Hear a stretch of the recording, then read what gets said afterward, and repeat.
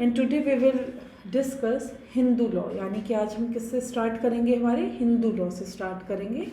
Hindu law में जो first question हम देखेंगे वो बेसिक सिर्फ हमें ये देखना है कि हिंदू है कौन, हिंदू किसे माना जाएगा, और हिंदू को अगर हम परिभाषित करना चाहें तो हम हिंदू में किन्हें शामिल मानेंगे। सिर्फ ये बेसिक इंट्रो जो है वो फर्स्ट क्वेश्चन में हम देखेंगे, जो कि हमें हिंदू लॉ जो जिसको हम स्टार्ट कर रहे हैं उसका बेस जो है वो हमें क्लियर हो जाए। हिंदू कौन है, किन श्रेणियों के व्यक्तियों को हम कहेंगे कि उन पे हिंदू विधि लागू होती है। सेकंड क्वेश्चन जो बन के आ सकता है क्वेश्चन ऑफ फ्रेमिंग हो सकती है, हिंदू को परिभाषित कीजिए और किन किन श्रेणियों के व्यक्तियों पर हिंदू विधि लागू होती है। तो इस तरीके से हम क्या बताएंगे, हम यहाँ पर ये बताएंगे कि हिंदू जो है कौन, हिंदू की जो कहेंगे कि कैटेगरी अगर हम बनाएंगे कि ये हिंदू में शामिल है या नहीं, वो कौन होंगे। तो हम देखते हैं सबसे पहले हिंदू कौन है। तो देखिए हिंदू जो है वो बहुत पहले से हमने इस शब्द को सुन रखा है, हम इस शब्द से प्रचलित हैं, हम इनको जानते हैं कि हिंदू जो शब्द है वो क्या है, उसमें हम क्या क्या शामिल मानेंगे। तो हम इसको देखेंगे तो देखिए सामान्य तौर पे हम कह सकते हैं जो कि हिंदू धर्म को मानेगा वो हिंदू हो सकता है, या अगर हम और देखें थोड़ा सा ब्रॉड करके विस्तृत करके तो हम ये कह सकते हैं कि अगर कोई बच्चा है उसके माता पिता अगर हिंदू हैं तो वो हिंदू माना जाएगा। अगर कोई बच्चा जो जिसका हम कह सकते हैं पालन पोषण, जिसका पूरा जो उसकी अपब्रिंगिंग हुई है वो पैदा होकर जैसे बड़ा हुआ है, अगर उससे सिर्फ हिंदू धर्म के अनुसार उसका लालन पालन हुआ है तो वहाँ पर भी हम उसे क्या मानेंगे, वहाँ भी हम उसे हिंदू ही मानेंगे। तो देखिए राधा कृष्णन ने अपनी कृति उनकी लिखी हुई है हिंदू व्यू ऑफ लाइफ, इसमें क्या बोला कि एक समय था जब हिंदू के रूप में किसी व्यक्ति का पहचान प्रादेशिकता के आधार पर होती थी, यानी कि प्रदेश रहने वाले, उस प्रदेश में रहने वाला व्यक्ति पर्टिकुलर वो हिंदू कहलाएगा।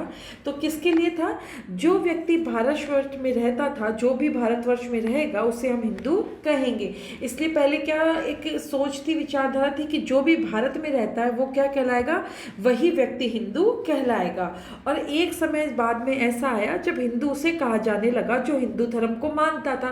धीरे धीरे से परिवर्तन आते गए, चेंज होते रहे, बहुत सारे तरह की जातियां धर्म को मानने वाले व्यक्ति जब भारत में रहने लगे तो फिर थोड़ी सी परिभाषा में परिवर्तन हुआ, चेंज हुआ, और फिर क्या माना गया कि जो व्यक्ति हिंदू धर्म को मानता है उसे हम क्या बोलेंगे, उसे हम हिंदू बोलेंगे, और जो उनका अनुसरण करता हो यानी हिंदू धर्म का अनुयायी हो वो व्यक्ति क्या कहलाएगा, आपके हिंदू कहलाएगा।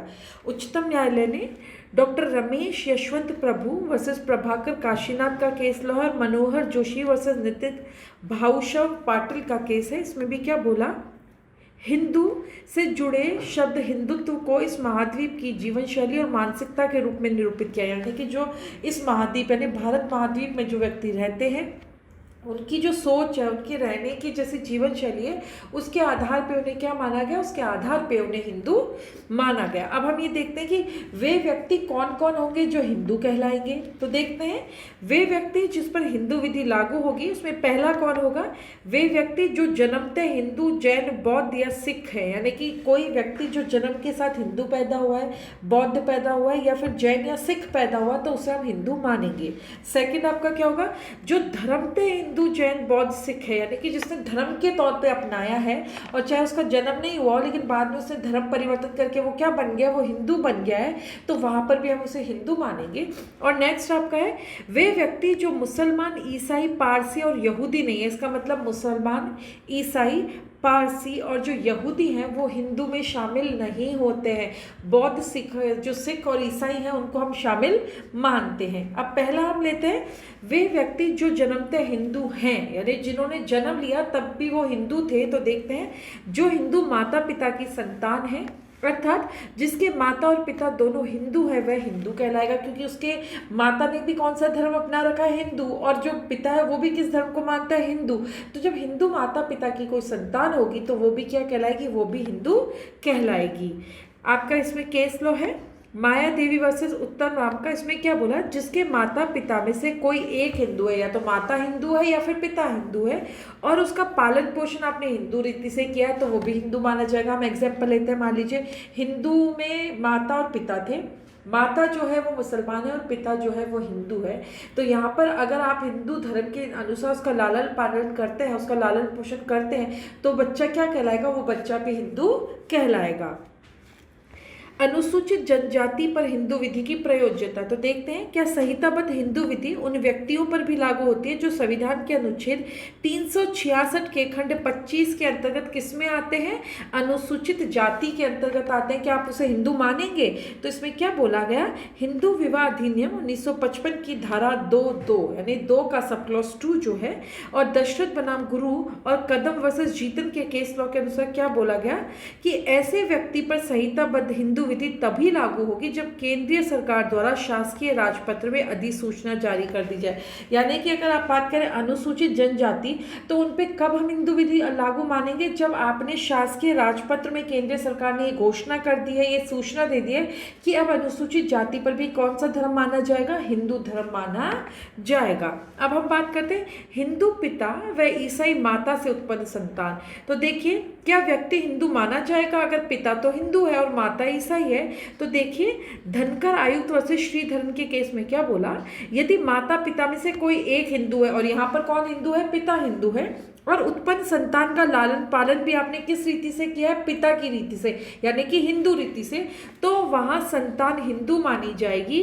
हमारे यहाँ पुत्र पर पिता का धर्म ही प्रयोज्य माना गया, और यहाँ पे जो आपने एग्जाम्पल देखा उसमें पिता जो है उस पर कौन सा धर्म चल रहा है, उस पर हिंदू धर्म ही लागू हो रहा है। अब यहाँ देखते हैं जहाँ संतान का पालन पोषण ईसाई परिवार के सदस्य के रूप में किया जाता है, ऐसी स्थिति में संतान जो है हिंदू नहीं होकर ईसाई मानी जाएगी। सपना वर्सेस केरल राज्य में बोला गया अगर आपने बच्चे का लालन पालन जो है वो किस धर्म से किया, ईसाई धर्म से किया है, तो बच्चा किस धर्म को मानते आ रहा है, बच्चे की सोच में कौन सा धर्म है, उसकी जो उसका लालन पालन हुआ है उस किस धर्म के साथ हुआ, ईसाई धर्म के साथ हुआ है, तो वहाँ वो बच्चा हिंदू नहीं मान के ईसाई माना जाएगा।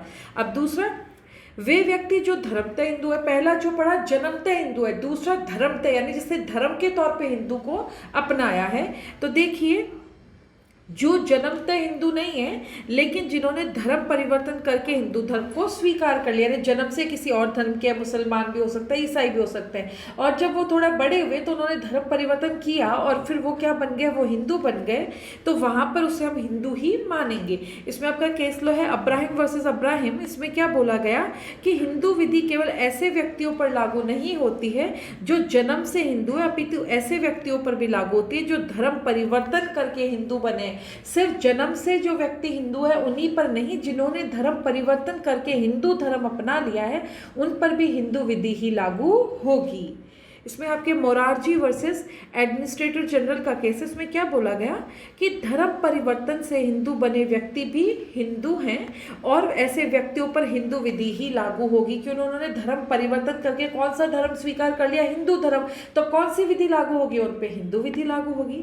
नेक्स्ट देखते हैं जो मुसलमान, ईसाई, पारसी, यहूदी नहीं होने चाहिए, यानी जो जन्म से अगर हिंदू है तो वो हो सकते हैं, जो धर्मतः हिंदू है वो भी हो सकते हैं।